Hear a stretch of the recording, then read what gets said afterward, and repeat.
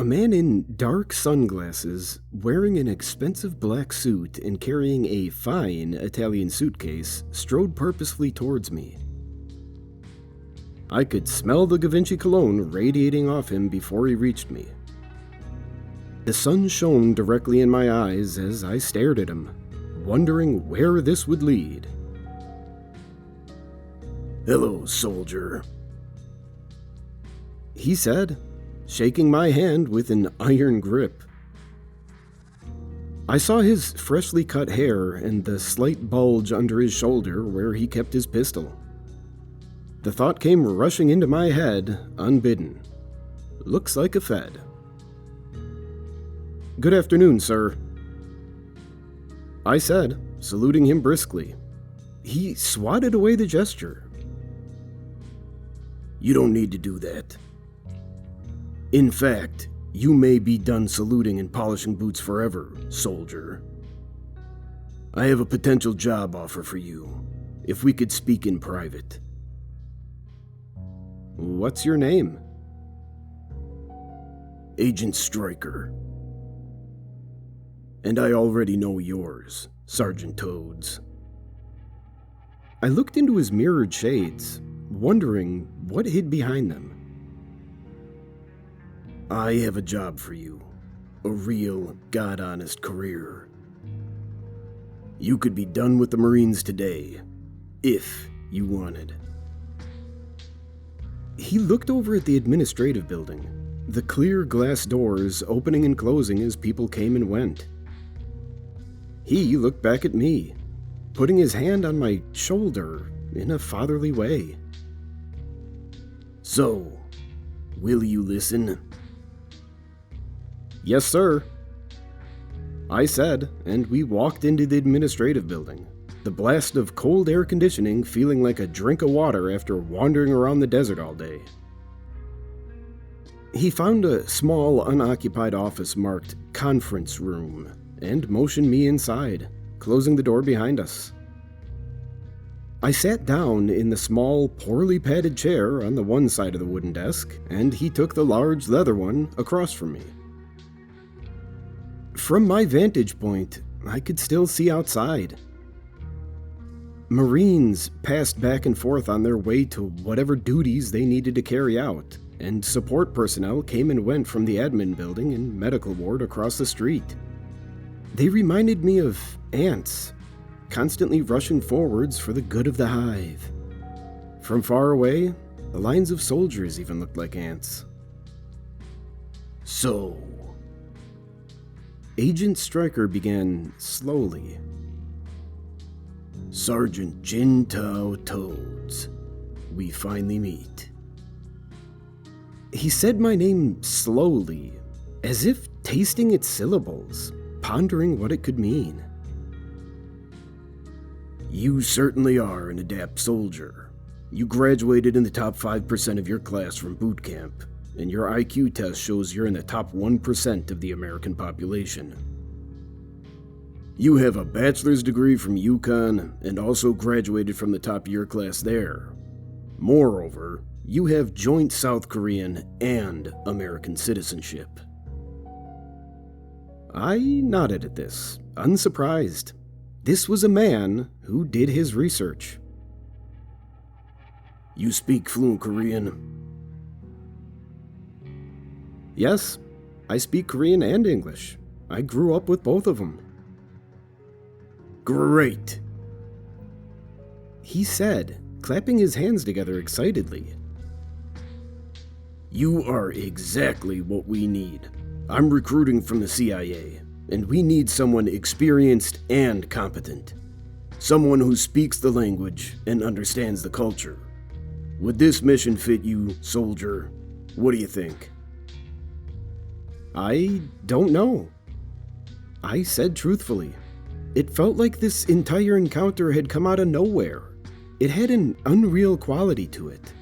I couldn't believe the CIA actually had an interest in me. "You won't be alone. We have another, more experienced agent who would accompany you." I just stayed quiet. He pulled out a contract, showing me a paragraph marked with a handwritten star. "This is a one-time offer, Sergeant Toads. Either you sign now, or you'll never see us again." He pointed at the marked paragraph. I grabbed the contract, spinning it around and quickly reading it. The section he had marked discussed compensation. $70K a year, plus hazard pay, as well as potential bonuses for dangerous assignments.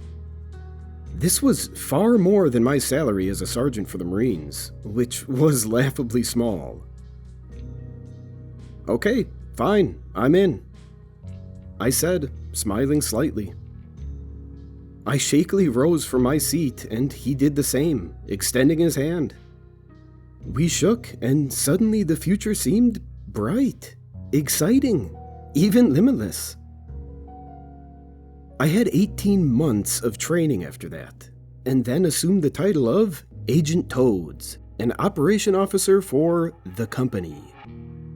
My new partner, a gruff man with a thick southern accent, didn't speak much or reveal anything about his past.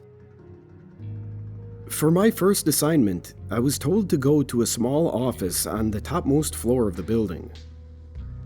I walked in, seeing a man standing there next to the desk, a file in hand. I looked him up and down, seeing a muscular gym rat with blue eyes, a tanned complexion, and very dark hair.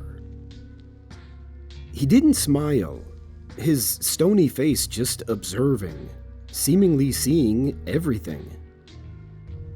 In his black suit, standing 6'3", he made an imposing figure. "I'm Agent Toad, sir," I said, stepping forward to shake his hand. He quickly looked away, pretending not to notice it, and I put it down. "Yeah, I know who you are. Cut the sir crap. My name is Agent Hudson, or Mark. Since we will probably be killing people together, I assume we should start on a first-name basis. Right, Jin Tao?" A slight smile crossed his lips, a smile that didn't reach his cold blue eyes. He had the eyes of an executioner. A shiver ran down my spine, and I felt suddenly glad that this man was on my side. "This is our first assignment. Should be easy for a young hotshot like you." He pushed the folder into my chest, hard. I grabbed it, and he started walking out of the room. "Where do we meet?" I asked. He didn't even turn his head. 6 a.m. A car will be sent to your apartment. After that, maybe we'll meet in hell. I don't know. He laughed at his own joke, slamming the door behind him. I pulled the rolling chair back from the desk, putting down the folder. Then I went to the break room and made myself a cup of green tea, using lots of gyokuro leaves from Japan. Carrying the cup back to the office room, the fragrant steam rising from the cup, I thought of all the possibilities in that folder. It could be a mission to go to the rainforests of Central America, or the jungles of Cambodia, or the vast forests of Siberia. I opened to the first page, my heart beating fast in my chest. I read through the preliminary report quickly, feeling a sense of disappointment.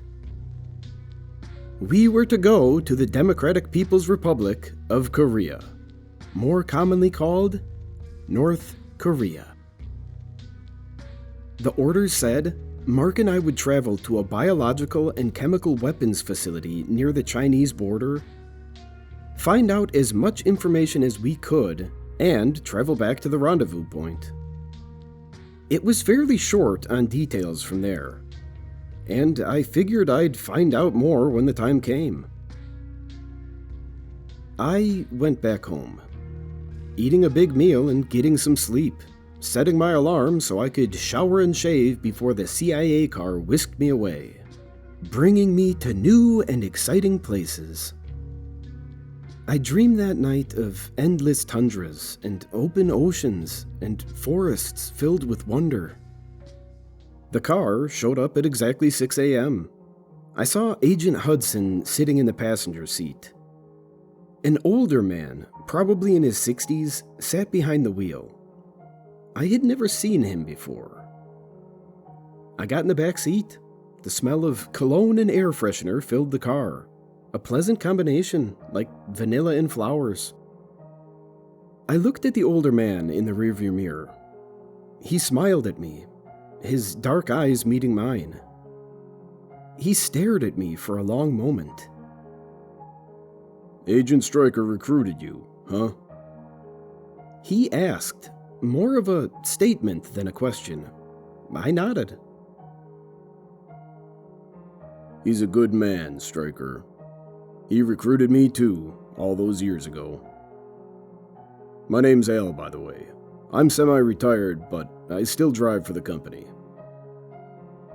He said, using the informal name for the CIA. A lot of people who worked for it simply called it the company or the agency, assuming everyone would know exactly what agency they meant. "Nice to meet you, Al," I said, feeling tired. I had taken a caffeine pill and some ginseng supplements just before I left, but the combination hadn't kicked in yet. I looked up at Mark, who stared out the passenger side window, not speaking. "Is this your first time in the DPRK?" Al asked. I nodded. "Boy, some crazy shit goes down in that country. My dad was in the Korean War. Have you ever heard of a Guishin?" I had heard the term, but I didn't really know anything about it. "No, I grew up in the USA. I speak Korean, my family taught it to me, but I don't really know the urban legends," I said. His eyes narrowed as he drove down the highway towards the military airport. "This is no urban legend," he said cryptically. "The Guishin is real. My dad actually saw one when he was on guard duty. He said he was alone in the watchtower. Their company had taken heavy losses. Usually they had 2 people on guard duty, but until reinforcements arrived, he had to do it alone. He mostly just chain-smoked cigarettes and drank coffee. Nothing ever really happened. Then, one night, something finally did, and it wasn't North Korea behind it. He said he saw women walking out of the trees, each of them in a white funeral gown. They had stringy black hair covering their faces, and he couldn't see their eyes. He didn't even know how they sought to move forward. Their hair went down past their chests, and they seemed, well, strange, inhuman even. He called out in broken Korean, telling them this was a military outpost and they needed to turn around immediately. They just kept walking, going faster and faster now, their movements jerky and unnatural. He knew something was wrong, and he called for backup, turned off the safety on his gun, and started to aim.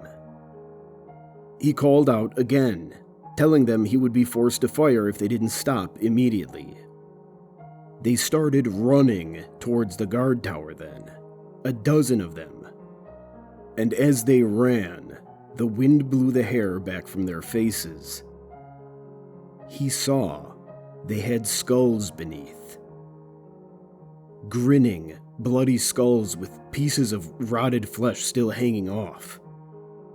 They were barefoot, and he saw the bones in their feet from where the skin and muscle had worn away. It was eerie, how they jerked and limped at such superhuman speeds, he said. He opened fire, but they had reached the ladder of the guard tower. He shot a few, but they kept coming, twisting their bodies unnaturally, dark blood staining their white gowns a black color. He could see straight through some of them, where the bullets had torn through the arms or legs, but they seemed to feel no pain. He started to pray, and he saw rotted, pale hands reaching up from the ladder to the guard tower. Without thinking, he jumped. A fairly long fall, he said. But he rolled and only ended up breaking 3 fingers and his arm and spraining his ankle.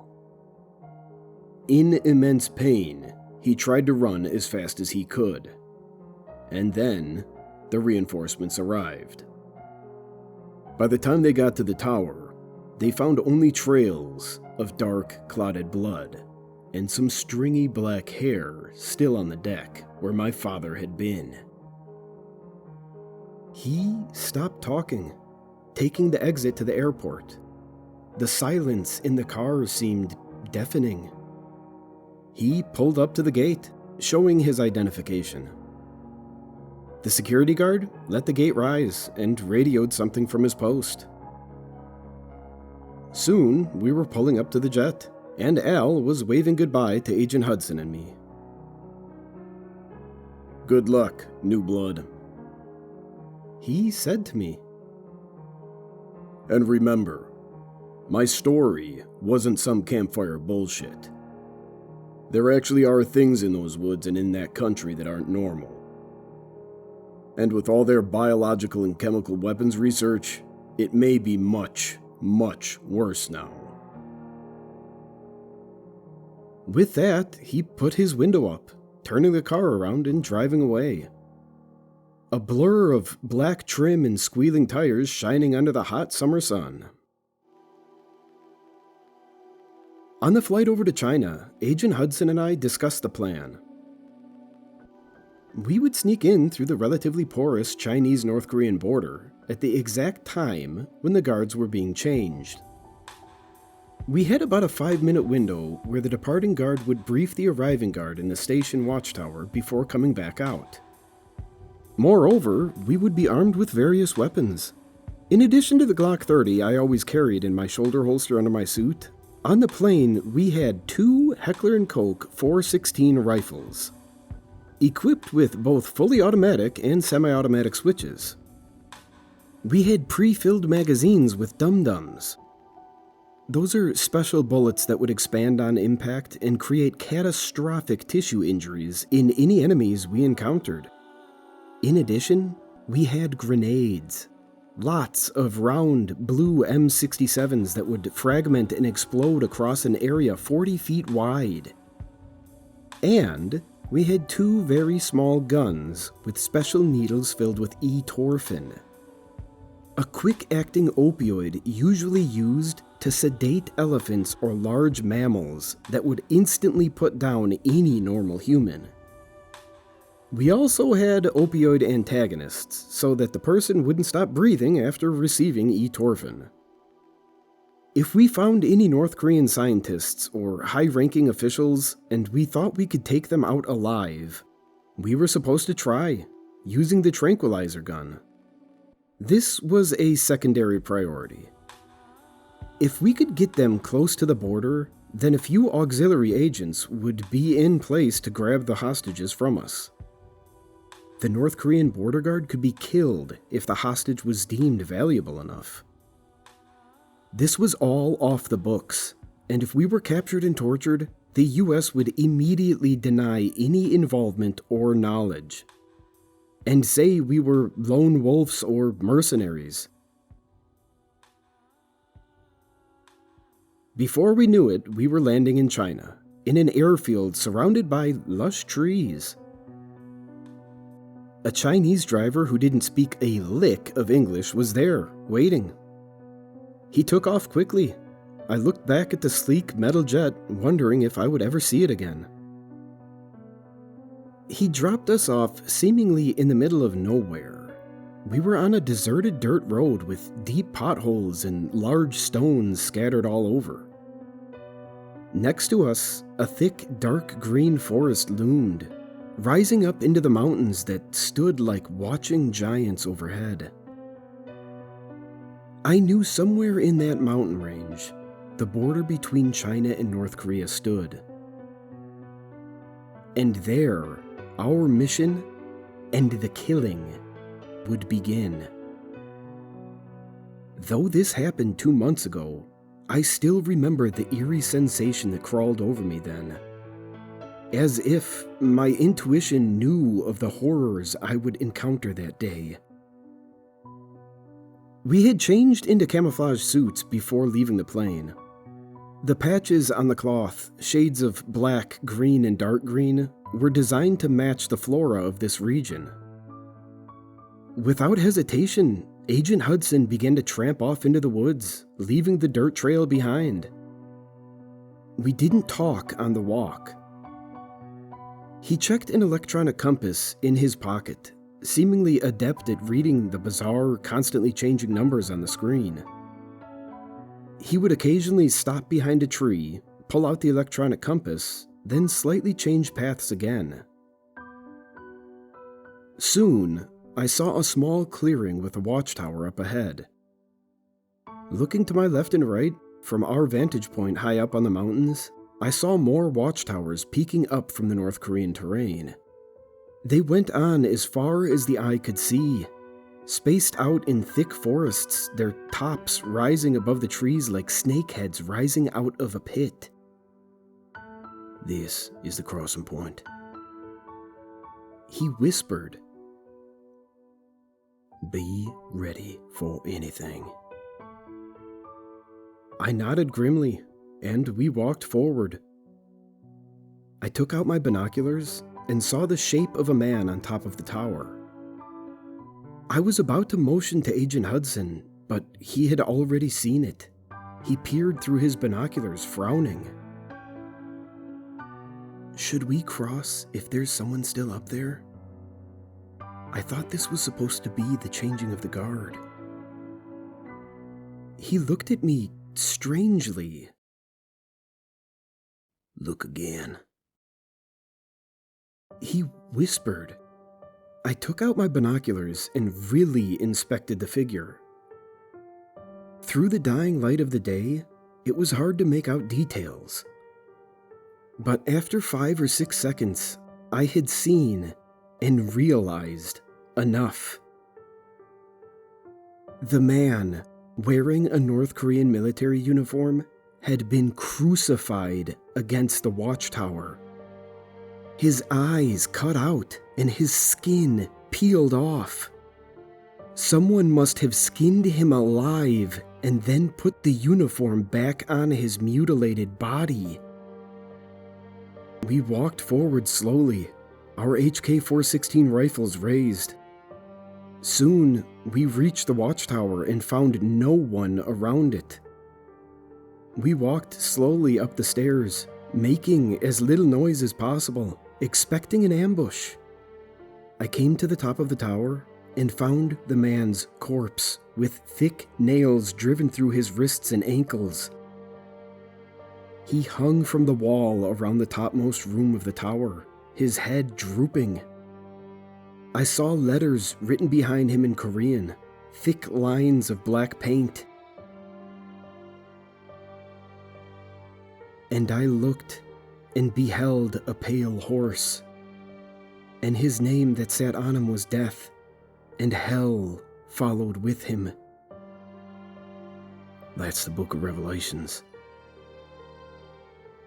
Agent Hudson started to say when the corpse twisted violently and inhaled. The muscles on its skinned body writhed as it pulled against the nails, sending thick gouts of blood streaming down from its body. Snapping its teeth, its lipless mouth opening and closing with a loud clacking sound, it tried to lunge at me. Instinctively, I backed away, but the nails, driven deep into the thick wood, had kept the corpse attached. Oh, God. I whispered, pulling out my pistol and pointing it at the head of the writhing body.